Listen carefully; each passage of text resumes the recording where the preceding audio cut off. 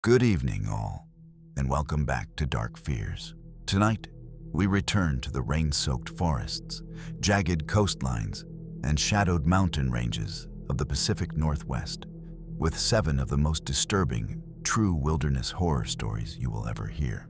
These are not campfire legends polished by generations, but first-hand confessions from people who stepped off the trail and into places where the map is more wish than reality.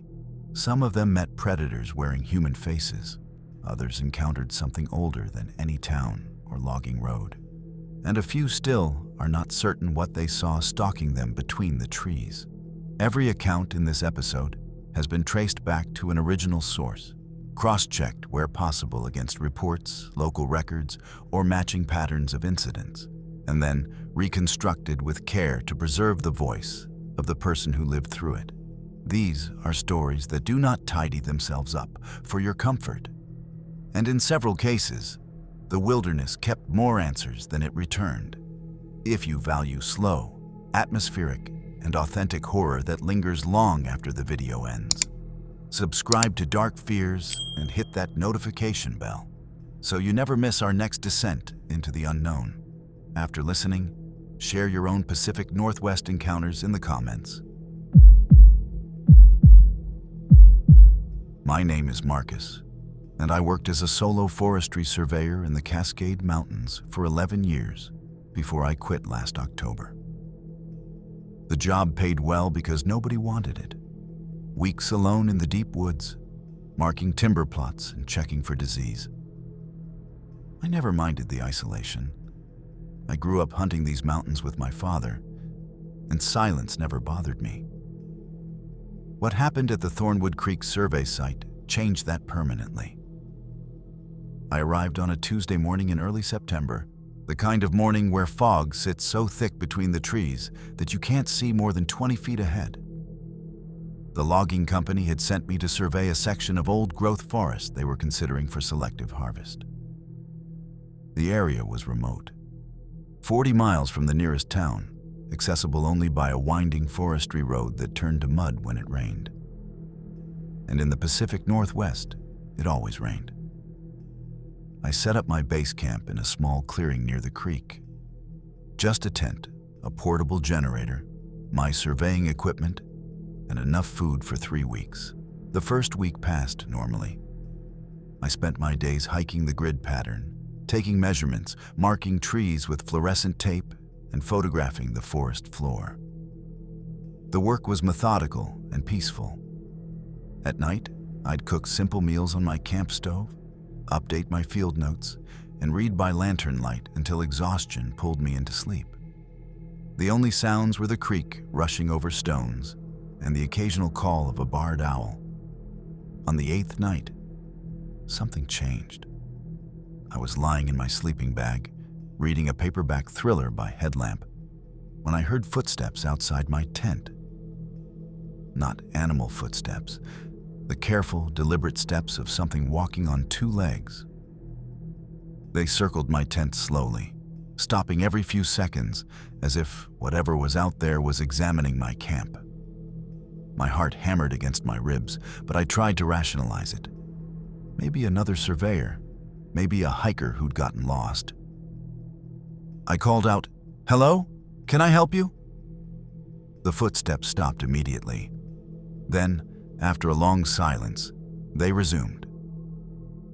Faster now, still circling. I grabbed my hunting knife and unzipped the tent flap in one quick motion, shining my flashlight into the darkness. Nothing. The clearing was empty, except for my equipment and the wall of trees beyond. The footsteps had stopped the instant I opened the tent. I swept the flashlight beam across the tree line, searching for eyes reflecting back at me, but saw only darkness and fog. "I'm armed," I shouted, trying to keep my voice steady. "Identify yourself." Silence. Then, from somewhere deep in the forest, I heard a sound that made my skin crawl, a wet, rattling breath, like someone trying to breathe through fluid-filled lungs. It wasn't human. It couldn't be human. The sound lasted maybe 10 seconds before fading into the rain-soaked night. I didn't sleep that night. I sat with my back against a tree, knife in one hand, flashlight in the other, watching the darkness until dawn broke gray and cold through the canopy. When morning finally came, I found the footprints. The prints circled my tent exactly as I'd heard. A perfect loop about 15 feet in diameter. But they weren't normal. Each print was roughly the shape of a human foot, but stretched longer, about 14 inches from heel to toe. And there were too many toes. 6, maybe 7. It was hard to tell where one impression ended and another began in the mud. The depth of the prints suggested something incredibly heavy, far heavier than any person. I photographed them with my phone, my hands shaking so badly that half the pictures came out blurred. I should have packed up right then. I should have driven straight out of those mountains and never looked back. But I'd been paid half up front, and I needed the other half. The logging company had a reputation for refusing payment if you didn't complete the survey. So I made a decision that still haunts me. I stayed. That day, I worked faster than ever before, trying to complete as much of the grid as possible. I wanted to finish early and get out. I covered twice my normal distance that day, pushing through undergrowth and fallen timber until my legs burned with exhaustion. The forest felt wrong. I couldn't shake the sensation of being watched. Several times I spun around, certain I'd glimpsed movement in my peripheral vision. But there was never anything there. Just trees and fog, and the endless sound of dripping water. By late afternoon, I'd reached the northern boundary of my survey area, where the forest grew even denser and darker. That's when I found the deer. It was hanging from a tree branch about 12 feet off the ground, suspended by what looked like its own intestines wrapped around the branch. The carcass had been opened from throat to pelvis, and everything inside was gone, organs, bones, everything. Just a hollow sack of skin and muscle hanging in the mist. But what terrified me most was that there was no blood on the ground below it. No blood at all. Whatever had done this had been incredibly methodical, almost surgical. I ran. I didn't jog or walk quickly. I ran full sprint back toward camp. I reached camp as darkness was falling, gasping for breath, my clothes soaked with sweat and rain. I immediately started packing. I didn't care about the money anymore. I didn't care about anything except getting out of those woods. I collapsed my tent, threw my gear into my truck bed, and was reaching for my keys when I realized they weren't in my pocket. I checked my other pockets, my backpack, the ground around my feet. Nothing. The keys were gone. That's when I heard it again, that wet, rattling breath, coming from the darkness beyond my truck. Closer now, much closer. I could hear something moving through the undergrowth, branches snapping under enormous weight. My flashlight beam caught something pale and massive sliding between the trees, too quick for me to get a clear look. I did the only thing I could think of. I grabbed my pack and ran toward the creek, following the water downstream. If I could reach the forestry road, I could flag down help. I ran through the forest in pitch darkness, using my flashlight sparingly, terrified that the light would draw it to me. Behind me, I could hear it giving chase. Not running, but moving with a steady, purposeful pace. Branches cracked. Something heavy dragged through the ferns. And that breathing, that horrible wet breathing, never stopped. I splashed through the creek, icy water soaking my boots, and scrambled up the opposite bank. My lungs burned, my legs were cramping. But I kept moving because I could hear it getting closer. And now I could smell it too.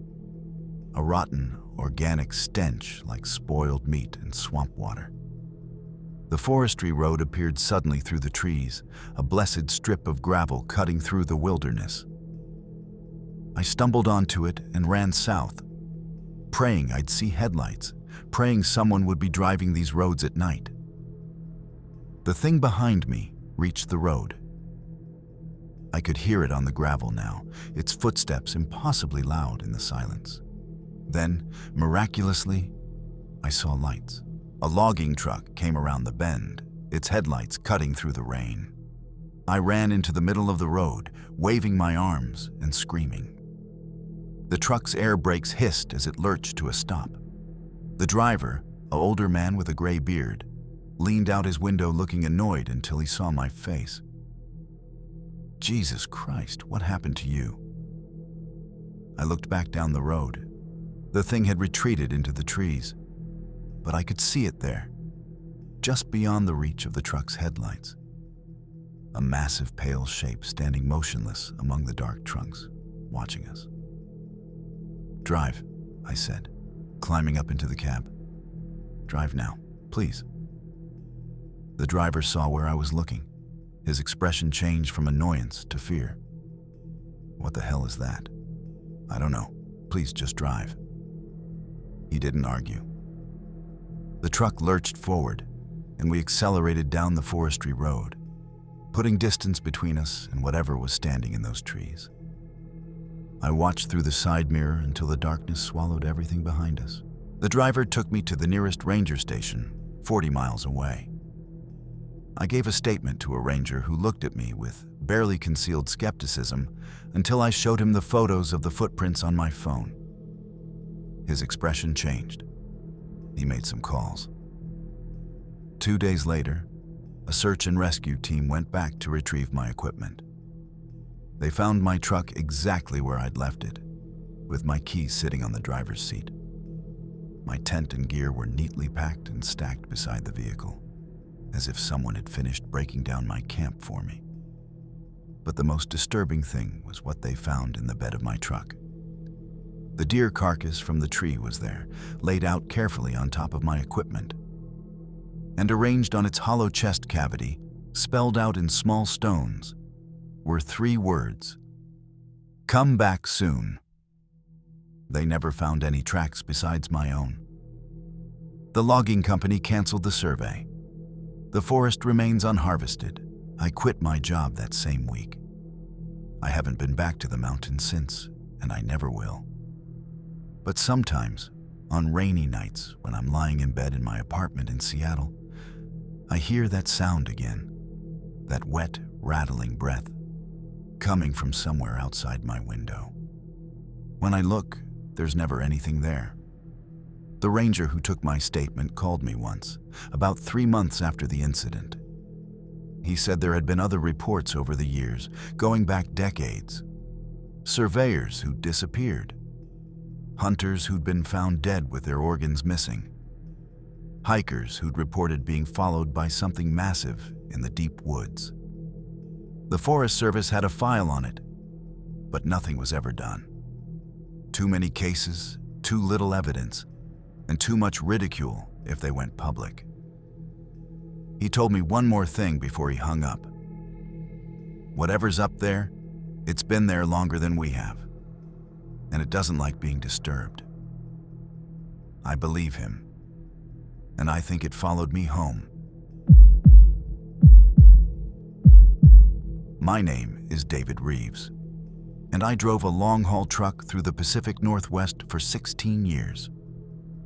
I've driven every highway, every back road, every forgotten forestry route in Washington, Oregon, and Northern California. I've driven through blizzards, floods, and wildfires.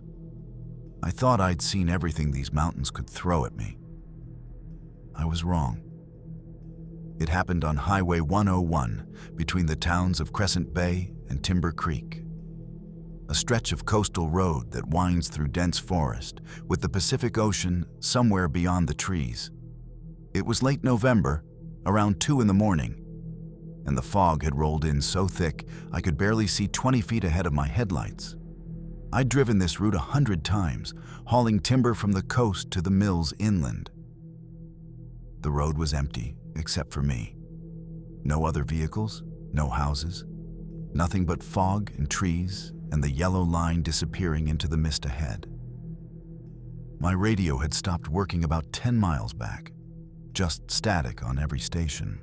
I'd been driving for 3 hours straight, and fatigue was setting in. My eyes burned from staring into the fog, and I was considering pulling over to rest when I saw something standing in the middle of the road ahead. I slammed on the brakes, the truck's air brakes hissing as 18 wheels locked up on the wet pavement. The truck shuddered to a stop about 30 feet from the figure. It was a woman, standing perfectly still in the center of my lane, wearing what looked like a white nightgown. Her hair hung wet and stringy around her face, and she was barefoot on the cold asphalt. She didn't move, didn't react to the truck's headlights or the screaming brakes. She just stood there, staring at me through my windshield. I grabbed my flashlight and opened the cab door, calling out to her. "Ma'am, are you okay? Do you need help?" She didn't respond. She didn't even blink. She just stood there in the fog, motionless as a statue. I climbed down from the cab, keeping my flashlight trained on her. As I got closer, I could see she was young, maybe mid-20s, and there was something wrong with her eyes. They were too wide, unblinking, and they reflected my flashlight beam like an animal's eyes, with a greenish shine that human eyes shouldn't have. "Miss, are you hurt? Did you have an accident?" Still no response. I was about 10 feet away from her now, close enough to see that her nightgown was soaked through and covered in dark stains. Close enough to see that her feet were cut and bleeding from walking on the rough pavement. Close enough to smell her, a rotten, brackish smell like stagnant pond water. Then she smiled. Her mouth opened impossibly wide, stretching far beyond what human anatomy should allow, revealing rows of teeth that were too sharp and too numerous. And she spoke in a voice that wasn't quite human, the words coming out wet and distorted. "Help me," she said. "Please help me. Please." I stumbled backward, my flashlight beam shaking.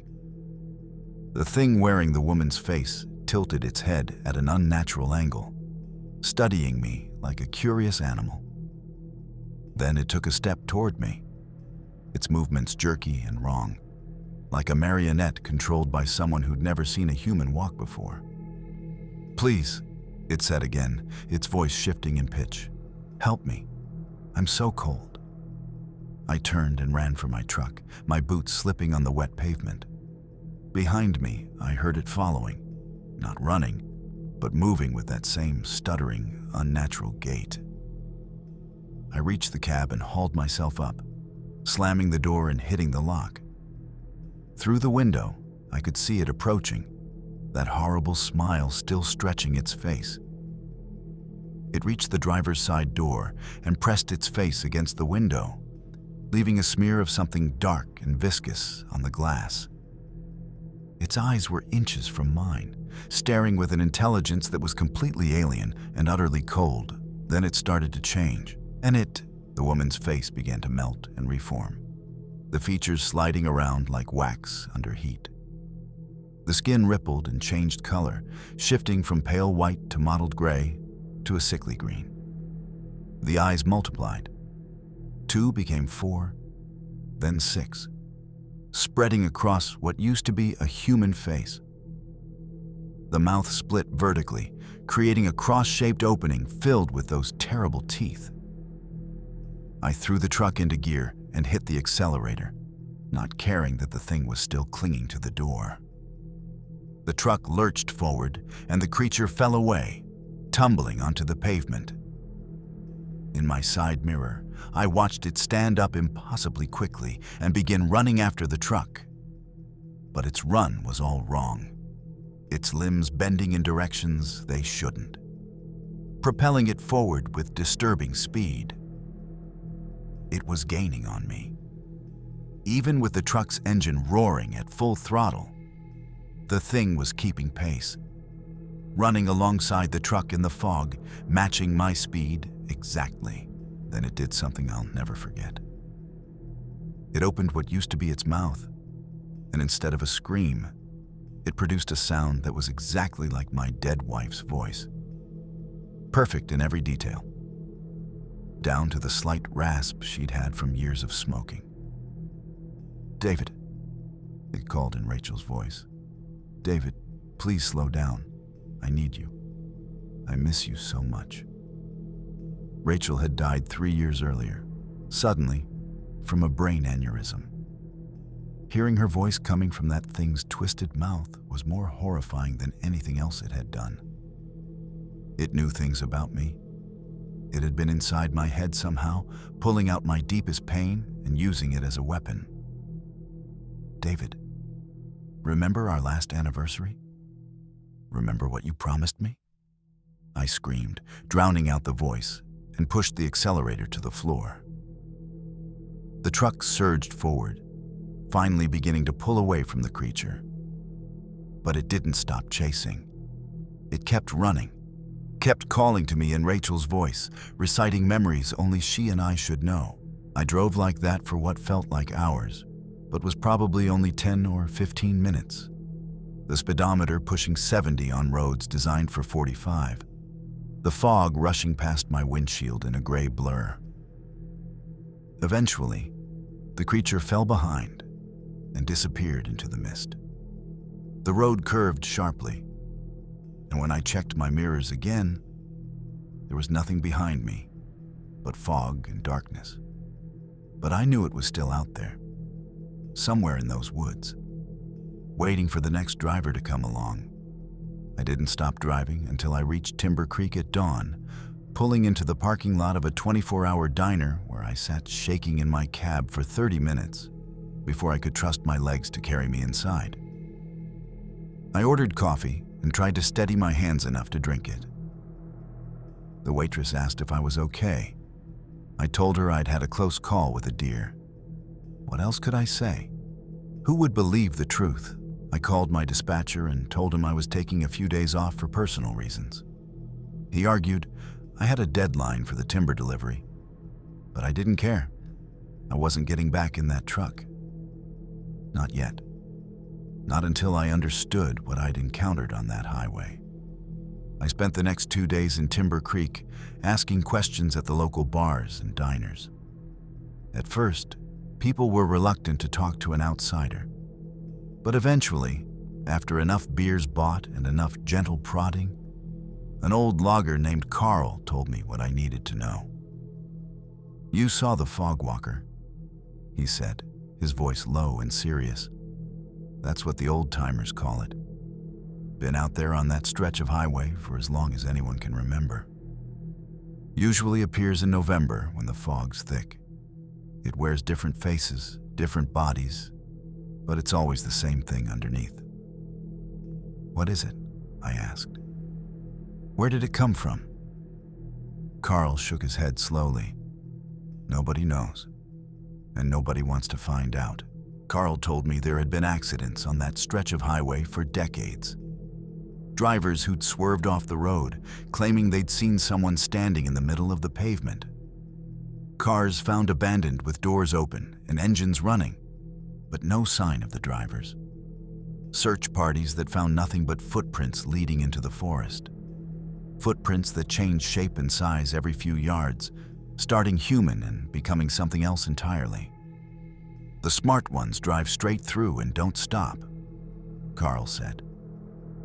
"The ones who stop to help, the ones who get out of their vehicles, most of them don't make it through. Whatever that thing is, it feeds on something. Some folks think it feeds on memories, on the pain we carry. That's why it can talk like the people we've lost." I thought about Rachel's voice, about how perfectly it had mimicked her, about the specific memories it had referenced.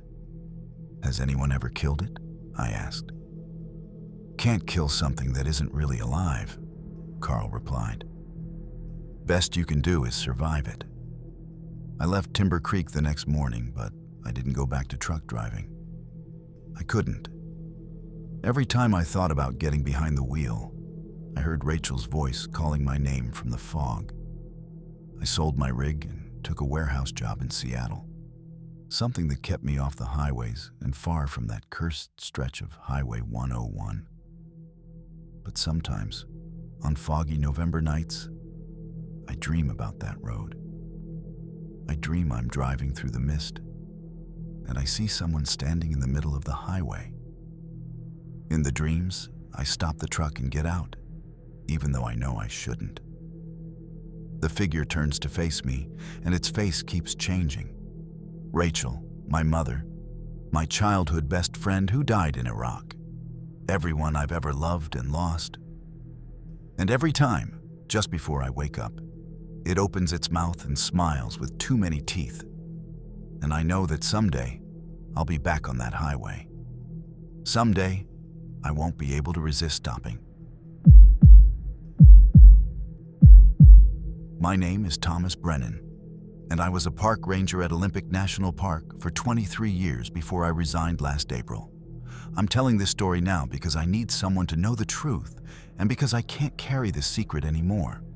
What follows is the real reason I left, the real reason 3 sections of the park remain permanently closed to the public, and the real reason we tell hikers that certain trails are undergoing maintenance, when the truth is far more disturbing. It started in the winter of 2023, during one of the worst storm seasons the Pacific Northwest had seen in decades. Heavy snow had closed most of the park's high-elevation trails, and the few visitors we had were confined to the lower valleys. That's when we started getting reports of something in the Graves Creek area, strange sounds, disturbing tracks, and 2 hikers who came back from an overnight trip completely traumatized, refusing to speak about what they'd seen. The 2 hikers were a couple from Portland, experienced backpackers in their 30s who'd done this trail multiple times before. When they stumbled into the ranger station at dawn, they were hypothermic, dehydrated, and in a state of severe psychological shock. The woman, Jennifer, couldn't stop shaking. The man, Marcus, kept repeating the same phrase over and over. "It took our tent. It took our tent while we were still inside it." We got them warm, gave them coffee and blankets, and tried to get a coherent statement. What they eventually told us made no sense. They claimed they'd set up camp at the designated site near Graves Creek, about 8 miles into the backcountry. Around midnight, they'd been woken by something circling their tent, something large that breathed with a wet, gurgling sound. They'd lain perfectly still, terrified, listening to this thing circle them for what felt like hours. Then, according to their account, the entire tent had been lifted off the ground, with them still inside it. They described being carried through the forest for miles, suspended in the air, unable to see anything through the tent fabric, but hearing branches breaking and that horrible breathing getting closer and farther in cycles. Eventually, they said, the tent had been dropped, just released, and allowed to fall.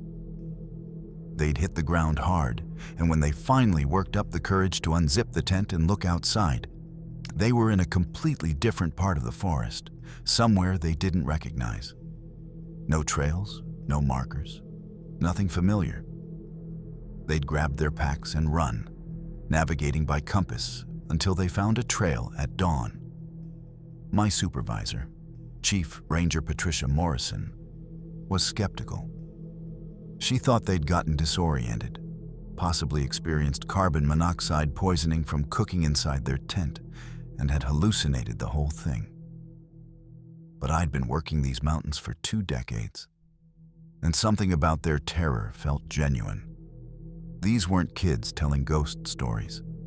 These were experienced hikers who looked like they'd seen something that had fundamentally broken their understanding of reality. Patricia sent me and another ranger, Kyle Henderson, to investigate. We hiked out to their campsite the next morning, following the GPS coordinates they'd provided. The snow had stopped, leaving the forest eerily quiet under a thick blanket of white.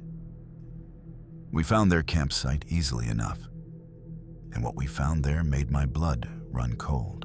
The campsite had been completely destroyed. Their tent stakes were still in the ground, but the tent itself was gone. Not collapsed, not torn down, but completely absent. Their camping gear was scattered in a wide radius, as if it had been flung outward from a central point. Food containers were crushed flat. A camp stove had been twisted into an unrecognizable ball of metal. And in the snow all around the site were tracks. The prints were massive, at least 18 inches long and 12 inches wide, with what looked like 5 or 6 toes arranged in a semicircle at the front. But the most disturbing thing was the depth. Whatever had made these prints weighed easily over 1,000 pounds. Maybe more. The tracks circled the campsite dozens of times, then led away into the forest toward the northeast, in the opposite direction of any established trail. Kyle and I looked at each other, and I could see my own fear reflected in his eyes. We'd both been rangers long enough to know the tracks of every animal in these mountains: black bears, elk, mountain lions, even the occasional wolverine. These tracks didn't match anything in our field guides. We should have called for backup.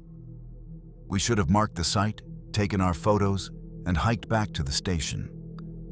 But Kyle was younger, more ambitious, and he wanted to follow the tracks. He argued that if there was a dangerous animal in the park, we had a responsibility to track it and assess the threat level.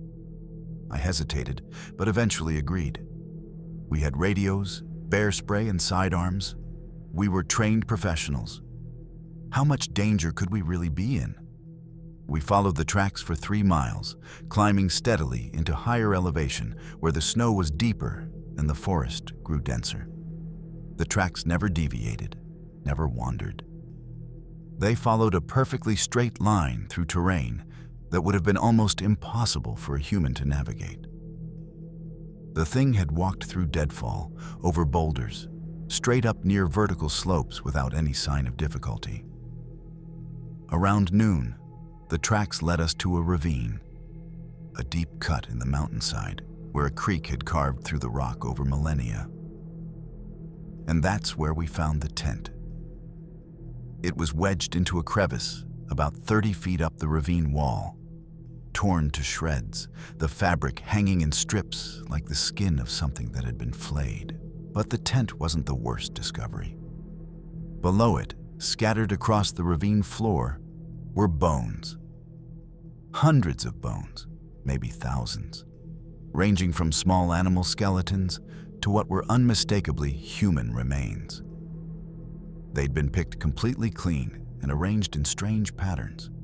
Concentric circles, spirals, geometric shapes that suggested intelligence and purpose. This wasn't the random scatter of a predator's feeding ground. This was something else entirely. Kyle immediately grabbed his radio to call it in. But before he could key the mic, we heard it. That wet, gurgling breathing sound the hikers had described. It was coming from somewhere above us, from higher up the ravine. We both froze, our hands instinctively going to the bear spray on our belts. The breathing grew louder, closer, and then we heard something massive moving through the trees on the ridge above us. "We need to leave. Right now," I whispered to Kyle. He nodded, his face pale, and we started backing away from the ravine, moving as quietly as possible through the snow. But whatever was up there had noticed us. The breathing changed pitch, becoming faster, almost excited. Then we heard something that made my heart stop. The sound of something large dropping from the trees onto the ground, landing with an impact that shook the earth. We ran. Training and protocol went out the window. We simply ran as fast as we could through the deep snow, back the way we'd come. Behind us, we could hear it crashing through the forest, not following the path we'd taken, but paralleling us, moving through the trees with terrifying speed. Branches snapped like gunfire. The ground shook with its footfalls. And that breathing, that horrible, wet breathing, was getting closer. Kyle was younger and faster than me. He pulled ahead, and I was struggling to keep up, my lungs burning from the cold air and exertion. I made the mistake of looking back. Through the trees, I caught a glimpse of it. Just a flash, but enough to sear the image into my brain forever. It was massive, at least 12 feet tall, covered in matted gray-brown hair. Its body was humanoid, but wrong, with arms that hung too low and a torso that was too long. But the worst part was the head. It didn't have a face, just a smooth, pale surface with what looked like multiple eyes scattered randomly across it, and a vertical opening where a mouth should be. The thing saw me looking and changed direction, now coming straight at us. "Kyle!"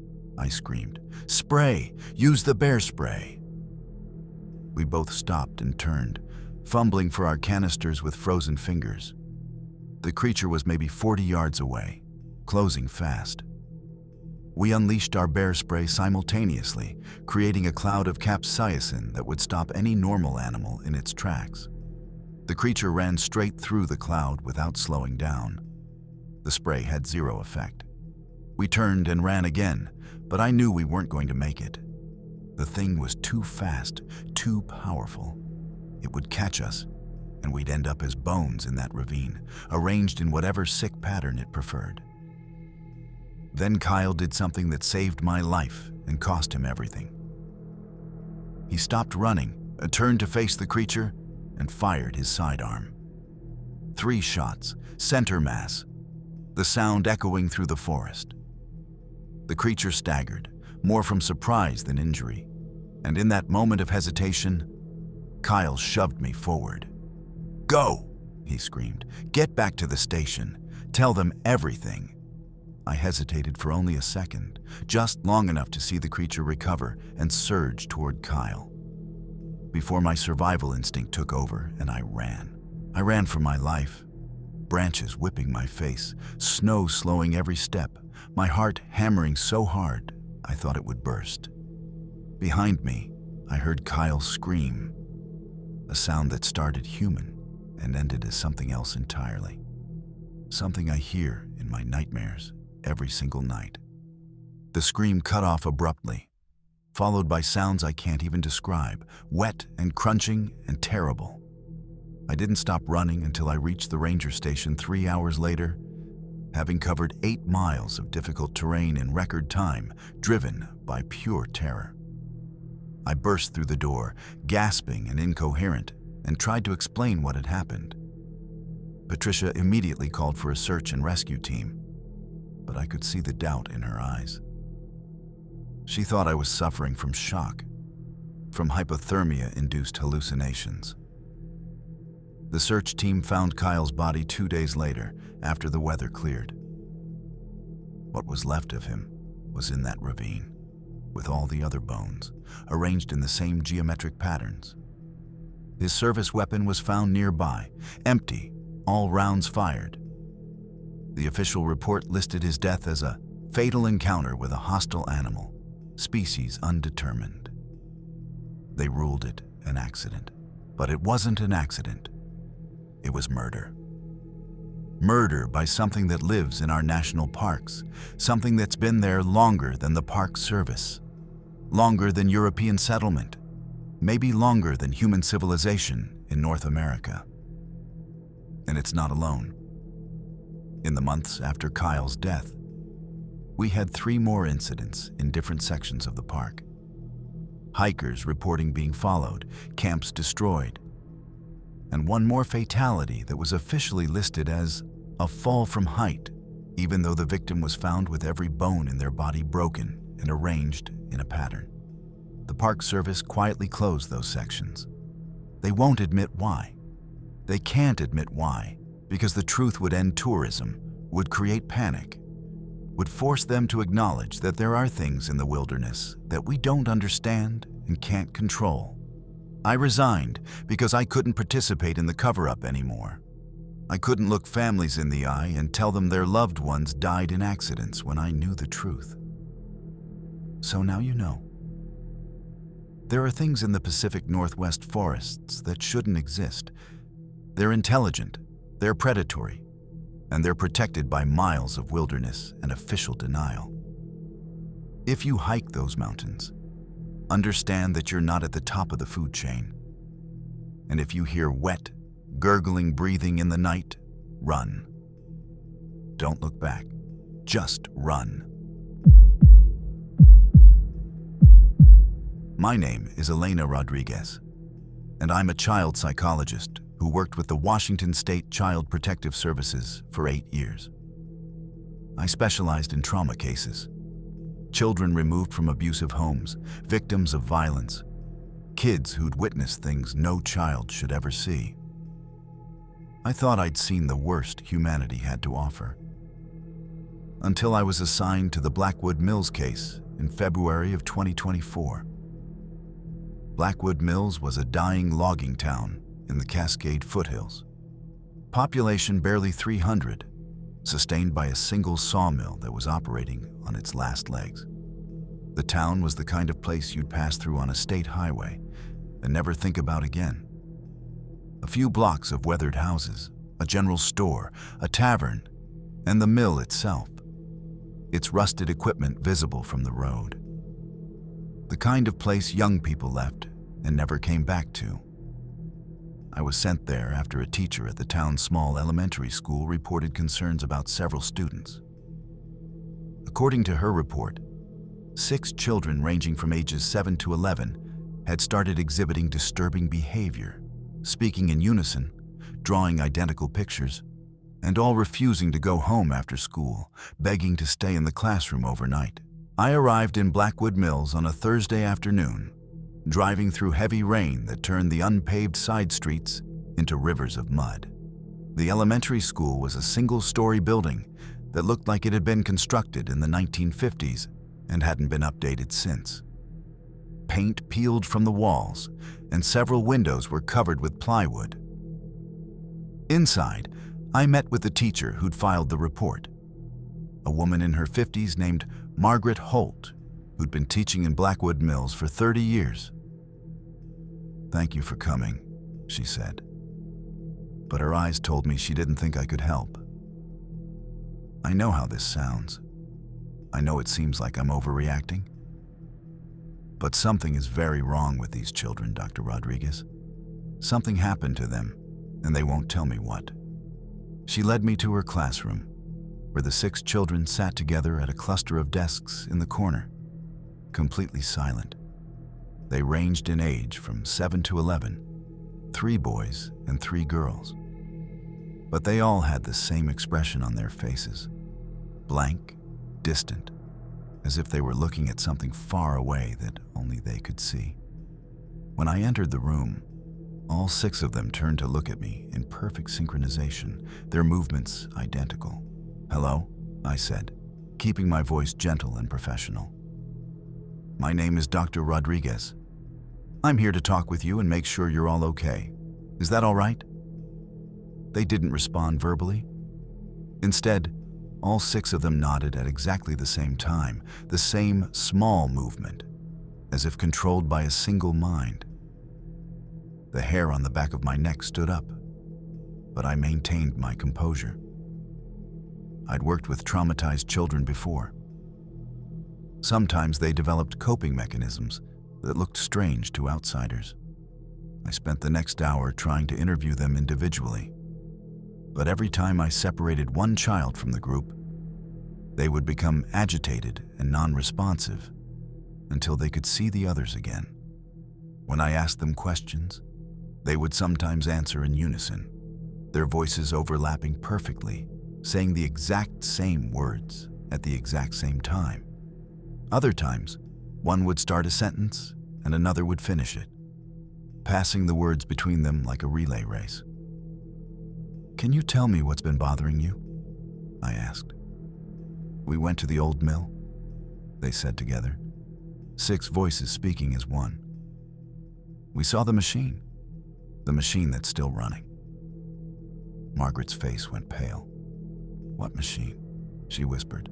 The children fell silent after that, their eyes glazing over again.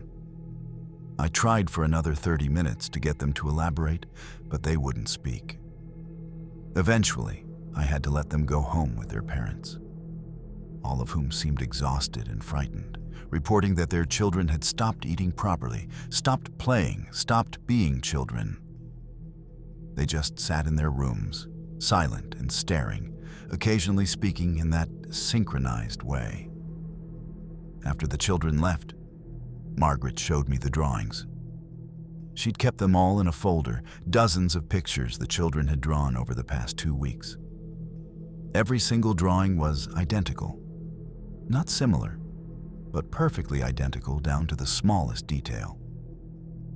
They all showed the same thing: a large building with a massive piece of machinery in the center, and stick figures of children standing around it in a circle. The machine was drawn in black crayon, with red lines radiating from it like light or heat or something else. "The old mill closed 15 years ago," Margaret explained. "It's been abandoned ever since, condemned by the county. The whole structure is unsafe, ready to collapse. There's no way these children should have been inside it. Their parents swear they haven't been. I should have left Blackwood Mills that night.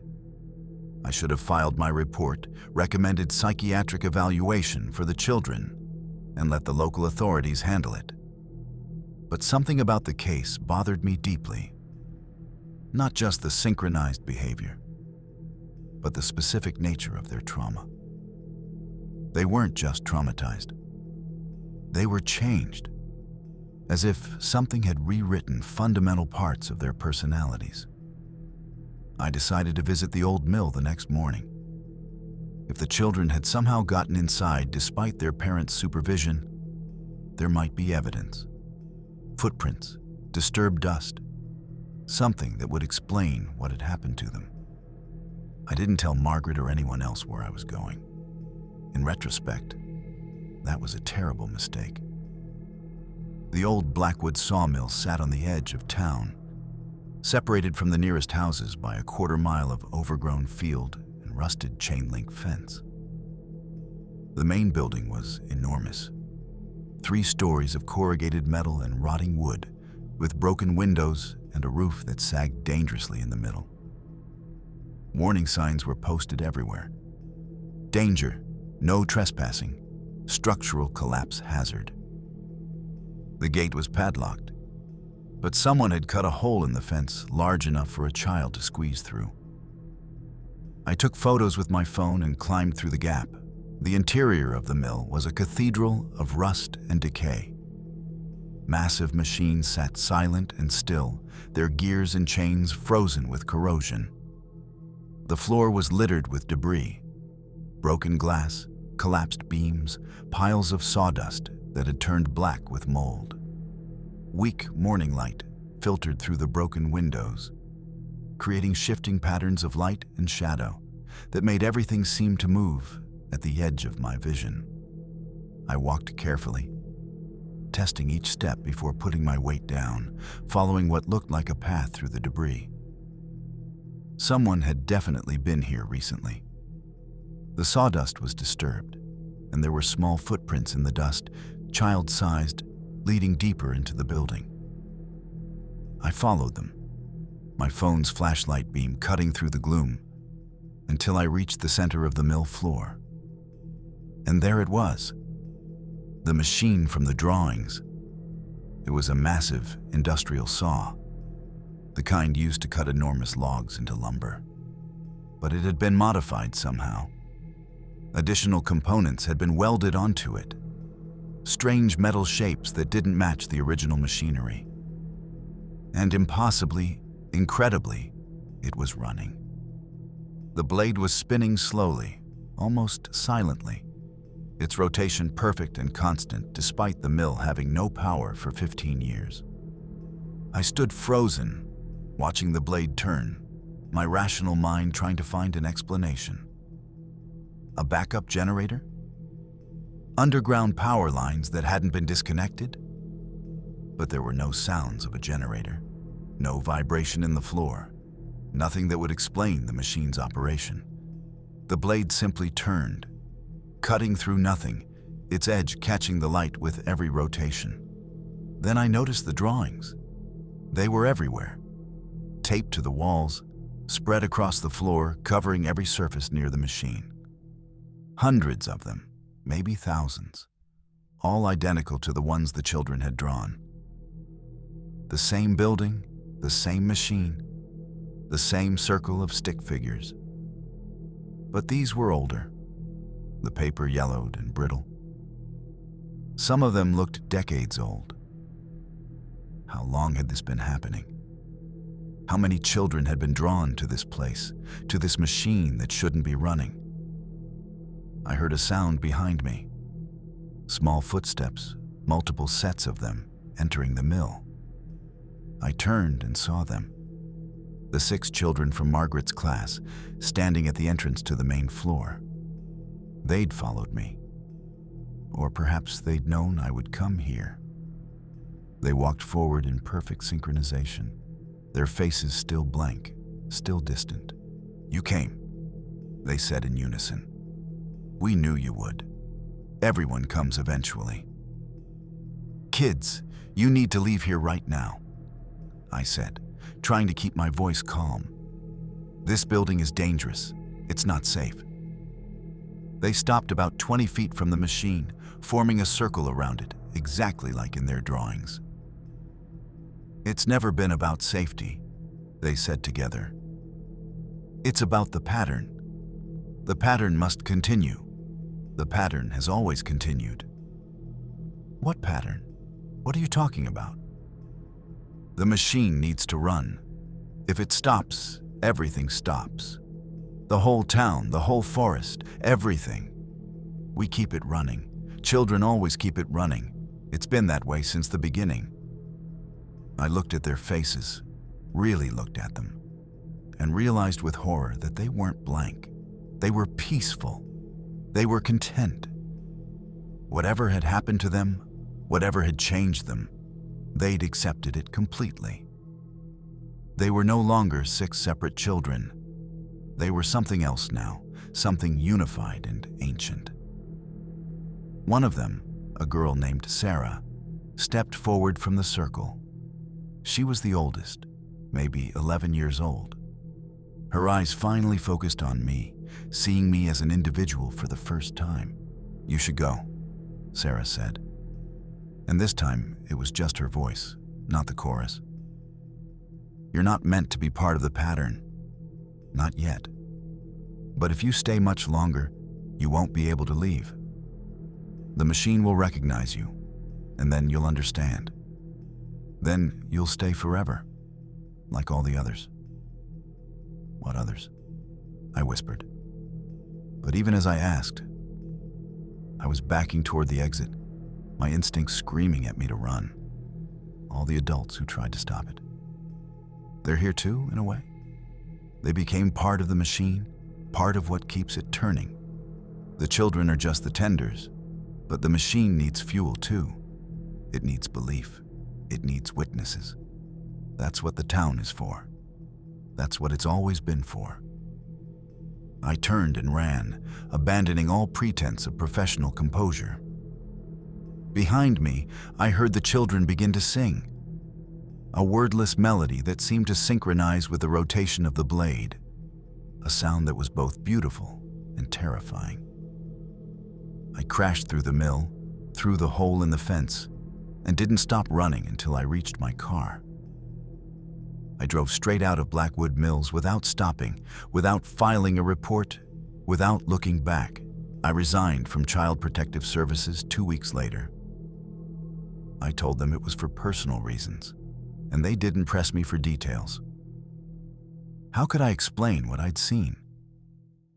How could I file a report about a machine that shouldn't be running, children who'd lost their individuality, and a town that existed to serve something ancient and incomprehensible? I've spent the past 8 months trying to forget Blackwood Mills, trying to convince myself it was some kind of breakdown, stress-induced hallucination. But 3 days ago, I received a package in the mail. No return address. Inside was a drawing. The same drawing, the machine and the circle of children. But this one had something new. A stick figure standing at the edge of the circle, separate from the others, with a question mark over its head. The drawing was signed by all 6 children, and underneath their signatures was a message in perfect, identical handwriting. The pattern grows. Soon you'll understand. Soon you'll come back. Everyone comes back eventually. I burned the drawing, but I can still see it when I close my eyes. And sometimes, in the quiet of night, I hear machinery running somewhere far away. The blade keeps turning, the children keep tending, and the pattern continues. My name is Robert Bobby McCallum, and I've been a timber faller in the Pacific Northwest for 32 years. I started working in the woods when I was 18, fresh out of high school, and I never left. Logging is in my blood. My father was a logger, his father before him, going back 4 generations. I've felled thousands of trees, worked through blizzards and heat waves, survived 3 serious accidents, and buried more friends than I can count. The forest doesn't forgive mistakes, and logging is one of the most dangerous jobs in America. But the danger was always predictable. Falling limbs, kickback, equipment failure, human error. Things you could anticipate and prepare for. What happened to my crew last November was something else entirely. Something that made me realize the forest has dangers we've never understood. Dangers that have nothing to do with physics or chance. I'm telling this story now because I'm the only one left who can. The other 5 members of my crew are dead, and the logging company has sealed the records, paid out the families, and classified the incident as multiple equipment failures with fatal outcomes. That's a lie. Our equipment didn't fail. Something in those woods wanted us dead. We were working a tract of old-growth forest about 60 miles northeast of Port Angeles, in a remote valley that hadn't been logged in over a century. The timber company had finally gotten the permits to do a selective harvest, taking only specific marked trees while leaving the rest of the forest intact. It was controversial work. Environmentalists had protested for months. But the permits were legal and the pay was excellent. My crew consisted of 6 men, me, Jake Thornton, Pete Alvarez, Danny Chen, Marcus Wright, and the youngest, a kid named Tyler Reed, who just turned 23. We'd been working the site for 2 weeks without incident. The trees were massive, some over 300 years old, Douglas firs with trunks 8 feet in diameter. Beautiful timber, worth a fortune, but hard work to bring down safely. Each tree took hours of careful planning, precise cuts, and coordinated effort. We'd fallen maybe 30 trees in those 2 weeks, working from dawn until the light failed, sleeping in a temporary camp about a mile from the cut site. On the morning of November 19th, we arrived at the site to find something that made us all stop and stare. Overnight, someone had carved symbols into the trees we'd marked for cutting. The symbols were complex. Spirals, geometric patterns, shapes that hurt your eyes if you looked at them too long. They'd been carved deep into the bark, not with a knife or chainsaw, but with something that had torn through the wood like it was soft clay. Each marked tree had the same pattern, perfectly identical, which should have been impossible given how high some of them went. The carvings extended 20 feet up the trunks. "What the hell is this?" Jake muttered, running his hand over one of the symbols. "Some kind of eco-terrorist bullshit?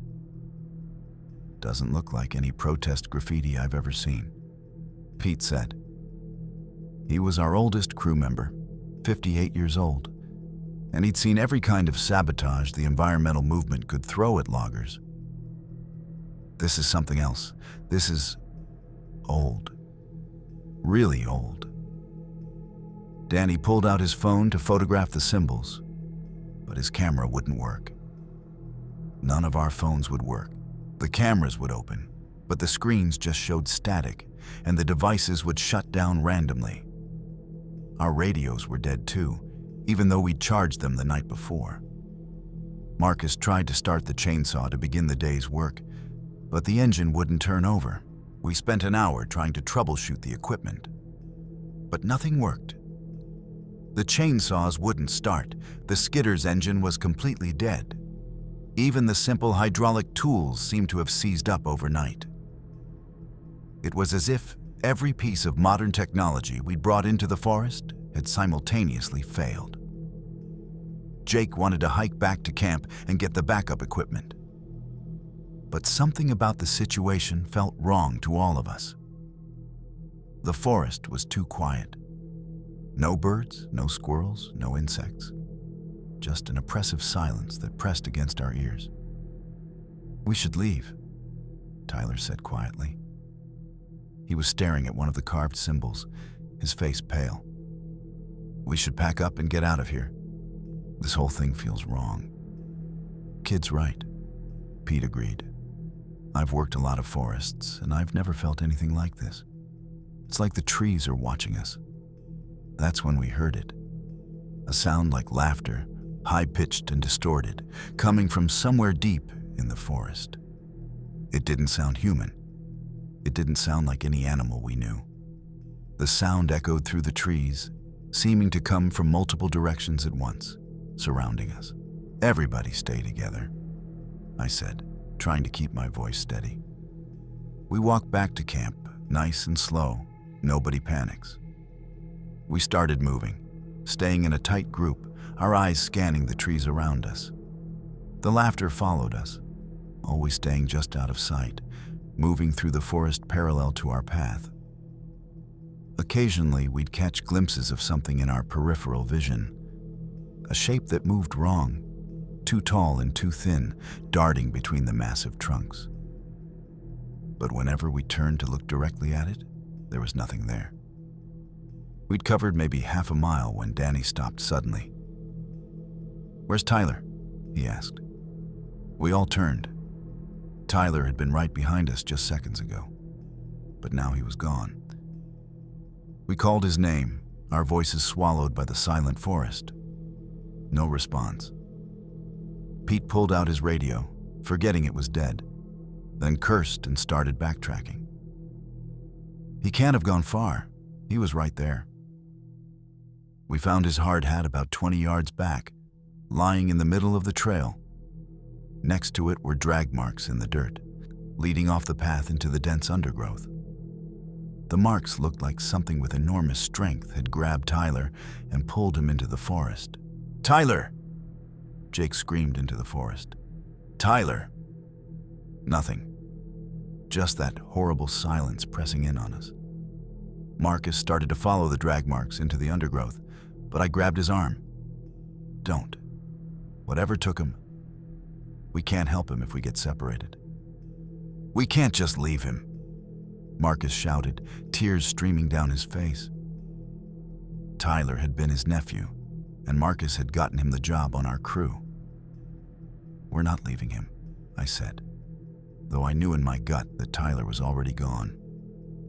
"But we need to get help. We need to get back to camp, use the satellite phone, and call for a search and rescue team." We moved faster now, almost running, the drag marks on the trail behind us haunting every step. The laughter had stopped, but something was still following us. We could hear it moving through the trees on both sides of the trail, keeping pace, occasionally breaking branches with wet, snapping sounds. Pete, who was in the rear of our group, kept looking back over his shoulder, his face getting paler with each glance. "It's getting closer," he whispered. "Whatever it is, it's getting—" He never finished the sentence. Something grabbed him from behind and yanked him off the trail. Pete disappeared into the undergrowth so fast we barely saw what took him. Just a glimpse of something massive and pale, with too many limbs moving in coordination. His scream cut through the forest, then stopped abruptly with a wet, crunching sound that I still hear in my nightmares. "Run!" I shouted, and we ran. All pretense of caution was gone. We sprinted down the trail, branches whipping our faces, roots trying to trip us. Behind us, we could hear multiple things crashing through the forest now, at least 3 or 4 of them, working together to herd us like prey. Jake tripped and fell, and Danny and I grabbed him, hauling him to his feet without stopping. "The camp," Marcus gasped. "We're almost to the camp." But when we broke through the trees into the clearing where we'd set up our temporary camp, we stopped dead. The camp was destroyed. Our tents had been shredded, equipment smashed and scattered, supplies torn open and spread across the ground. And written in the dirt in letters 10 feet high were the same symbols that had been carved into the trees, drawn with what looked like blood. In the center of the camp, arranged in a circle, were Pete and Tyler's boots. Just the boots, still laced, as if their feet had simply vanished from inside them. We stood frozen, staring at those empty boots, trying to process what we were seeing. Then the things that had been chasing us emerged from the tree line. There were 5 of them. Or maybe they were one thing with 5 bodies. It was hard to tell. They were roughly humanoid in shape, but wrong in every detail. Too tall, maybe 9 or 10 feet, with skin that was pale and translucent like deep sea creatures. Their limbs were too long and jointed in too many places. But the worst part was their heads. They had no faces, just smooth expanses of skin with dark holes that opened and closed like breathing mouths, scattered randomly across the surface. They spread out, surrounding our destroyed camp, cutting off any escape. They moved with an eerie coordination, their steps synchronized, as if performing a choreographed dance. One of them held something in its elongated fingers. It was Tyler's arm, torn off at the shoulder, the hand still clutching his work gloves. Danny lost it. He screamed and charged at the nearest creature with his axe, the only weapon we had left. "You bastards!" he screamed, swinging wildly. The creature caught the axe mid-swing with one hand and crushed the handle like it was made of balsa wood. Danny tried to run, but the creature grabbed him with both hands, one around his chest, one around his legs, and simply pulled. Danny came apart with a sound like tearing fabric, his scream cutting off instantly. The creature discarded the pieces carelessly, like trash, and turned its featureless head toward the 3 of us who remained. "The truck," Jake whispered urgently. "The logging truck is parked on the access road, half a mile north. If we can reach it, go," Marcus said. He picked up a piece of broken equipment, a heavy steel pry bar, and stepped forward to face the creatures. "I'll buy you time. Get to the truck. Get out of here. Tell my wife. Tell my family what happened to Tyler." "Marcus, no. Go!" he roared, and he charged at the nearest creature, swinging the pry bar with desperate strength. Jake and I ran. We ran through the forest like we'd never run before, our lungs burning, our legs screaming, branches tearing at our clothes and skin. Behind us, we heard Marcus's defiant shouts, then his screams, then silence. We didn't look back. We couldn't look back. We just ran toward that access road, praying the truck would still be there, praying it would start. Danny tried to run, but the creature grabbed him with both hands, one around his chest, one around his legs, and simply pulled. Danny came apart with a sound like tearing fabric, his scream cutting off instantly. The creature discarded the pieces carelessly, like trash, and turned its featureless head toward the 3 of us who remained. "The truck," Jake whispered urgently. "The logging truck is parked on the access road, half a mile north. If we can reach it, go," Marcus said. He picked up a piece of broken equipment, a heavy steel pry bar, and stepped forward to face the creatures. "I'll buy you time. Get to the truck. Get out of here. Tell my wife. Tell my family what happened to Tyler." "Marcus, no. Go!" he roared, and he charged at the nearest creature, swinging the pry bar with desperate strength. Jake and I ran. We ran through the forest like we'd never run before, our lungs burning, our legs screaming, branches tearing at our clothes and skin. Behind us, we heard Marcus's defiant shouts, then his screams, then silence. We didn't look back. We couldn't look back.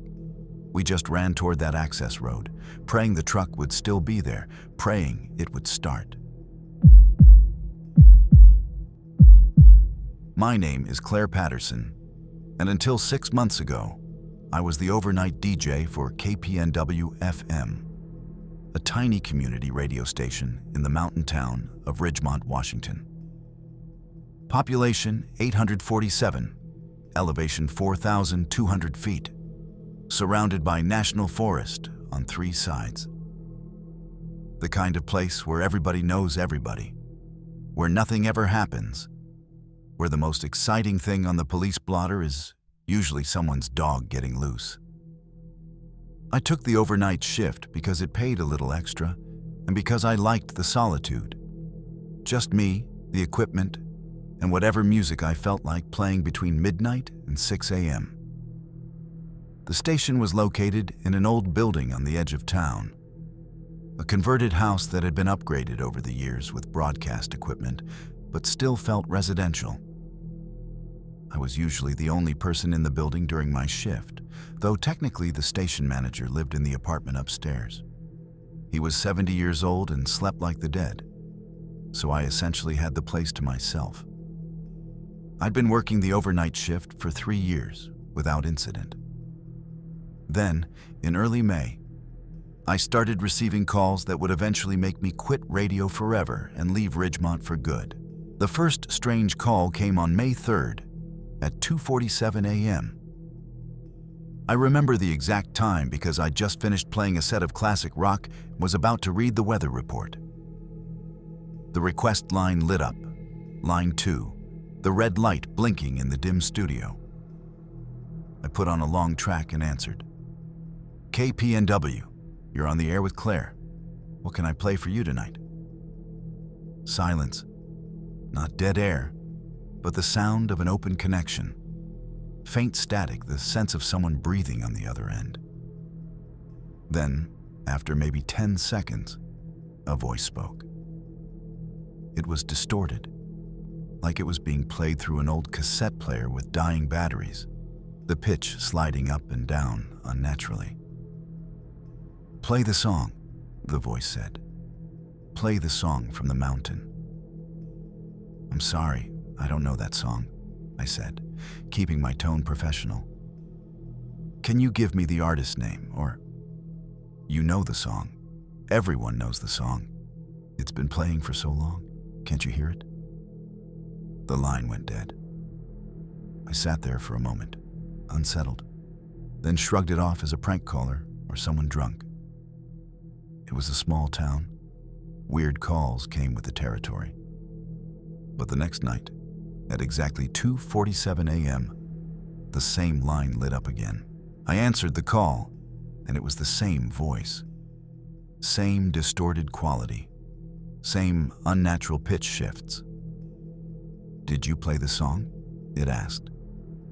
"Look, if this is a prank, it's not funny," I said firmly. "If you have a legitimate request, I'm happy to play it, but—" "It's not a request. It's a warning. The song is playing whether you broadcast it or not. The song has been playing in these mountains for longer than your station has existed, longer than the town. We just want you to acknowledge it, to let others hear what we hear." "Who is we?" I asked, my hand hovering over the button to disconnect the call. "The ones who listened too long, the ones who couldn't stop listening, the ones who went into the mountains to find the source." Before I could respond, I heard something in the background of the call, faint but distinct. It was music.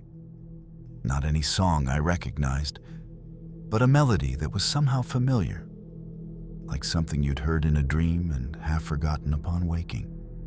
It was beautiful and deeply unsettling at the same time, played on instruments that didn't sound quite right. I hung up and sat in silence, my heart pounding. The calls continued every night at exactly 2:47 a.m. Always the same line, always the same distorted voice, though sometimes it sounded like multiple voices speaking in unison, overlapping slightly. They would ask if I'd played the song, then hang up. On the fifth night, I tried to engage, to get more information. "What song?" I asked. "Where does it come from?" "From the mountain, from the old broadcast tower, the one they abandoned in 1952, the one that never stopped transmitting." I felt a chill run down my spine. I'd lived in Ridgemont for 8 years, and I'd never heard about an old broadcast tower. "There's no other tower," I said. "KPNW is the only station that's ever broadcast from Ridgemont." That's what they tell you. But before KPNW, before the town, there was another station. KPNW just uses the same frequency, the same signal that's been playing since 1952. You're broadcasting over it, drowning it out. But it's still there underneath, always there. Some of us can still hear it. What happened in 1952? The broadcast started, and everyone who worked at the station disappeared. All 4 of them. They went into the mountains to find the source of a signal they'd been receiving. They never came back. I spent the next day researching. The local library had newspaper archives going back to the 1940s, and I found it. A small article from June 1952 about a radio station called KMTN that had operated briefly in the mountains above Ridgemont. 4 people had worked there, 2 DJs, an engineer, and a manager. According to the article, they'd all disappeared during a single night shift, leaving the station unmanned but still broadcasting. Search parties had found the station building abandoned, all the equipment still running, but no sign of the staff. The article mentioned that the station had been shut down and dismantled by federal authorities. No explanation given. The frequency had remained dormant until KPNW started broadcasting in 1967, using the exact same frequency KMTN had used. I brought this information to my station manager, Gerald, the next morning. He was dismissive. "That's just local legend," he said. "Every small-town radio station has stories about haunted frequencies and mysterious disappearances. It's nonsense. Don't let prank callers get in your head, Claire." But that night, at 2:47 a.m., when the call came again, I decided to do something different. I put the caller on hold and tuned one of our backup receivers to our own frequency. I slowly adjusted the backup receiver, fine-tuning it to isolate the underlying signal beneath our broadcast. At first, there was nothing but our own audio feed. Then, as I adjusted the frequency by tiny increments, I began to hear it, faint but present, like a ghost signal underneath our own. It was music just like the caller had described. A melody that didn't follow normal musical structure, played on instruments that sounded almost, but not quite like pianos and strings and wind instruments. And underneath the music, so faint I almost missed it, were voices, multiple voices, speaking or singing in unison. But the words weren't in any language I recognized. The melody was hypnotic, drawing me in, and I found myself leaning closer to the speaker, wanting to hear it more clearly, wanting to understand what the voices were saying. My phone rang, startling me badly. It was the request line. I answered without thinking. "You can hear it now," the distorted voice said. But this time there was something different about it. Satisfaction, maybe, or relief. Now you understand. The song never stopped. It's been playing for 73 years, and it wants to be heard. What is it? I whispered into the phone. What's making that sound? Nobody knows. The original broadcasters tried to find out. They traced the signal to somewhere in the mountains, somewhere high up where the old survey maps show nothing. They took their equipment and hiked up there one night. The next morning, their broadcast changed. The music started, and they never came back down. But you said we earlier. You said the ones who listened too long. Who are you? There was a pause, filled with that eerie music bleeding through from the underlying signal. Then the voice spoke again, and this time I could hear the pain in it, the exhaustion. I was a DJ like you. 20 years ago, I worked the overnight shift at KPNW. I heard the calls, I heard the music, I tried to find the source. I'm still looking. We're all still looking. Where are you? I asked, my voice shaking. In the mountains. We're always in the mountains now. We can't leave. The song won't let us leave until we find the source. And when you're listening to it like you are now, when you can really hear it, it gets inside your head. It becomes all you can think about. You need to stop listening, Claire. Hang up. Turn off the receiver. Don't end up like us. But I didn't hang up. I couldn't. The music was in my head now, repeating endlessly, and I needed to understand it. I needed to know where it came from. Tell me where, I said. Tell me where in the mountains. Claire, don't. Tell me. The voice sighed, and I heard resignation in that sound. North Face Road, mile marker 17. There's an old hiking trail, unmarked now. Follow it for 6 miles. You'll find the remains of the original station building, and beyond it, you'll find the source. But once you go, you won't come back. None of us have come back. I hung up and sat in the studio, the music still playing faintly through the receiver. The sun would be up in 3 hours. My shift would end. I could go home, pretend this conversation never happened, put in my 2 weeks' notice, and leave Ridgemont forever. Or I could do what every fiber of my being was now screaming at me to do. Go to the mountains and find the source of the music that had been playing for 73 years. I already knew which choice I would make. The music had already decided for me. I finished my shift on autopilot, playing songs and reading station IDs, but my mind was already in the mountains. At 6 a.m., when the morning DJ arrived, I gathered my things and drove straight home. I didn't sleep. I packed a backpack with supplies, water, food, flashlight, first aid kit, my phone, and left a note for my roommate saying I'd gone hiking and would be back by evening. I knew it was a lie. I knew I wouldn't be back. I drove to North Face Road and found mile marker 17. The unmarked trail was barely visible, overgrown with decades of forest undergrowth. But I found it. The music was still playing in my head, guiding me, pulling me forward. I started hiking. 6 miles. The voice had said 6 miles. The trail was steep and treacherous, winding up the mountainside through old-growth forest where the sun barely penetrated. I hiked for hours, my legs burning, my lungs gasping in the thin mountain air.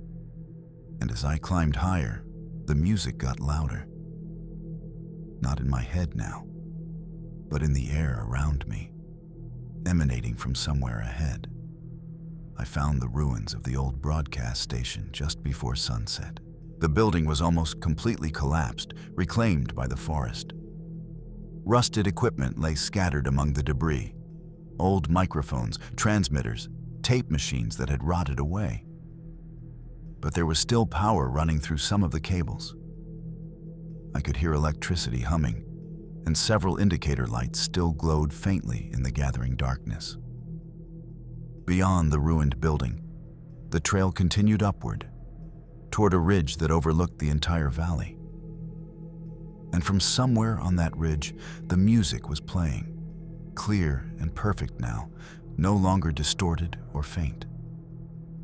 I could hear every note, every voice, and they were calling me forward.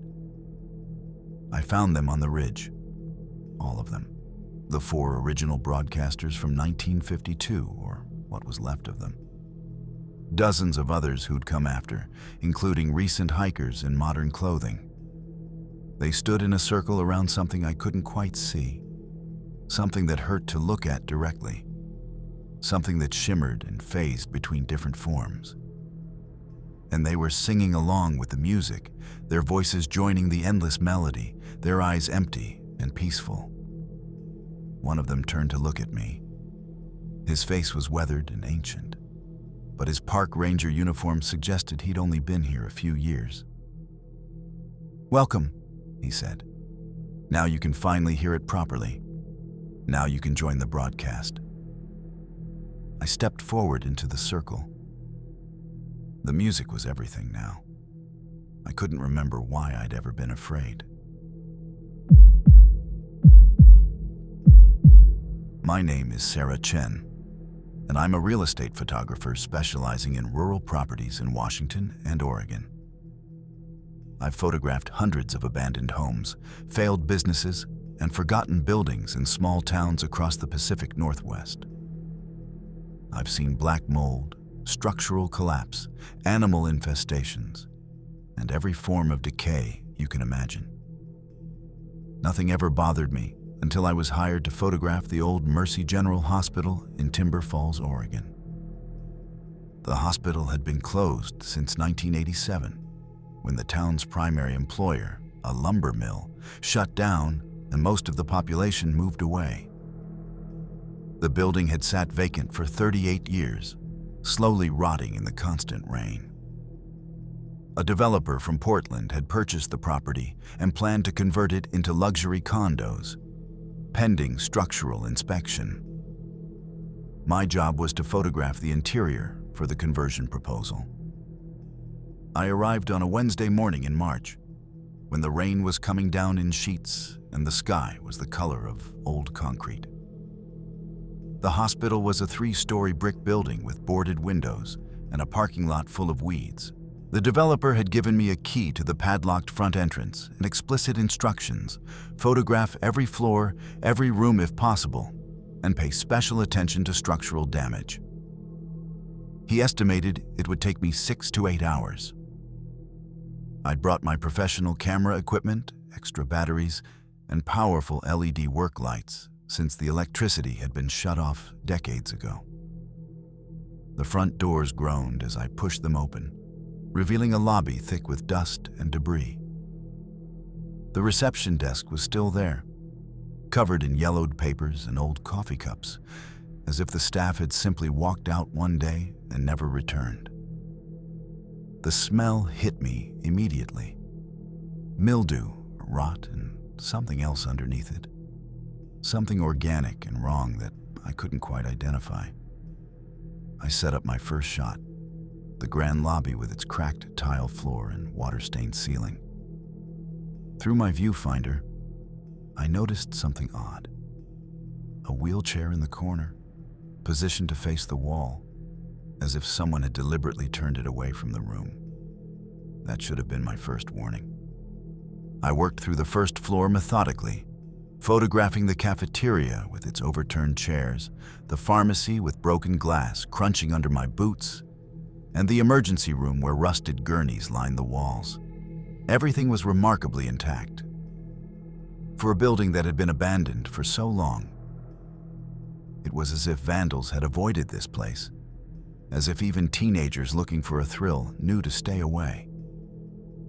By noon, I'd finished the first floor and started up the main stairwell to the second floor. The stairs creaked under my weight, and I tested each step carefully before putting my full weight down. The second floor housed the patient rooms, dozens of small spaces with empty bed frames and tattered curtains that moved in drafts I couldn't feel. I was photographing room 237 when I heard it for the first time. Voices coming from somewhere below me. Multiple voices, speaking in low tones, the words indistinct, but the rhythm conversational. I froze, listening hard. The voices stopped the moment I stopped moving. I stood perfectly still in that patient room, my heart pounding, waiting to hear the voices again. Nothing. Just the sound of rain hammering the roof and wind whistling through broken windows somewhere in the building. I tried to rationalize it. Maybe it was the building settling or water moving through old pipes. But I knew what I'd heard. Those were human voices. "Hello?" I called out, my voice echoing through the empty corridors. "Is someone else here?" No response. I waited for a full minute, then forced myself to continue working. The developer was paying me good money, and I'd photographed dozens of creepy buildings before. I'd never let my imagination get the better of me. But 20 minutes later, as I was setting up a shot in the nurse's station, I heard them again, clearer this time. The voices were coming from the stairwell, drifting up from the lower floors. I could almost make out words. It sounded like a conversation between several people, casual and ordinary, like co-workers chatting during a break. I walked toward the stairwell, my camera forgotten. I stood at the top of the stairwell, peering down into the darkness below. The voices had stopped again, but now I could hear something else. Footsteps, multiple sets of them, moving through the first floor. Measured, purposeful footsteps, like people making their rounds. Nurses checking on patients. Doctors walking between rooms. "This isn't funny," I shouted down the stairs. "I'm calling the police." The footsteps stopped immediately. Then, after a moment of silence, I heard a door slam somewhere on the first floor. A heavy metal door that echoed through the entire building. Then another door. Then another. Doors were slamming in rapid succession throughout the first floor, one after another, as if someone was running through the corridors, closing every door they passed. The sound grew louder, closer, moving toward the stairwell.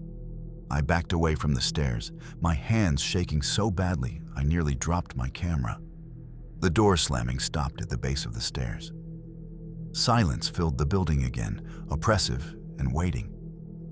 Then I heard someone climbing the stairs toward me. I ran. I didn't think. I just ran down the second-floor corridor, away from the stairwell, searching desperately for another way down. Behind me, I could hear the footsteps reaching the second-floor landing, then turning into the hallway. They were following me, maintaining a steady pace, never speeding up or slowing down. Multiple sets of footsteps, like a group of people walking in formation. I burst through a door marked Surgical Wing and found myself in a narrow corridor lined with operating rooms. I could see another stairwell at the far end, a fire escape. I sprinted toward it, my equipment bag bouncing against my hip, my breath coming in ragged gasps. The footsteps behind me never changed pace. They didn't need to run. They knew I had nowhere to go. I hit the fire escape door with my shoulder, expecting it to be locked or rusted shut. But it opened easily. Too easily, as if someone had recently oiled the hinges. The stairs led down into darkness. I hesitated at the top of the fire escape stairs, looking back at the corridor I'd just fled. The footsteps had stopped. The hallway was empty, but I could see shadows moving on the walls, long, distorted shadows that didn't correspond to any visible source. The shadows were cast by people who weren't there, moving through rooms, going about their business, completely unaware they'd been dead for decades. I made my decision. I turned on my camera's flash, the brightest light I had, and descended the fire escape stairs. The metal steps rang under my boots, echoing in the enclosed space. The stairs seemed to go down much farther than they should have. The hospital was only 3 stories, but I counted 4 flights of stairs before I reached the bottom. The fire escape door at the bottom had a sign: "Basement, maintenance personnel only." The door was slightly ajar, and through the gap, I could see lights flickering inside. Fluorescent lights, like the power was still on down here. But that was impossible. I pushed the door open wider, and the voices came flooding out. Dozens of them now, all talking at once. I could hear doctors discussing surgical procedures, nurses calling out medication dosages, patients moaning in pain, equipment beeping, intercoms crackling with announcements. It was the sound of a fully functioning hospital, coming from a basement that had been dark and silent for 38 years. The fluorescent lights flickered and buzzed overhead, illuminating a long corridor with rooms branching off on both sides. But the lights weren't quite right. They had a greenish tint, and they cast shadows that moved independently of any source. I could see figures now, translucent and flickering like bad television reception, moving through the basement corridor. Doctors in white coats, nurses in old-fashioned uniforms, patients in wheelchairs and hospital gowns.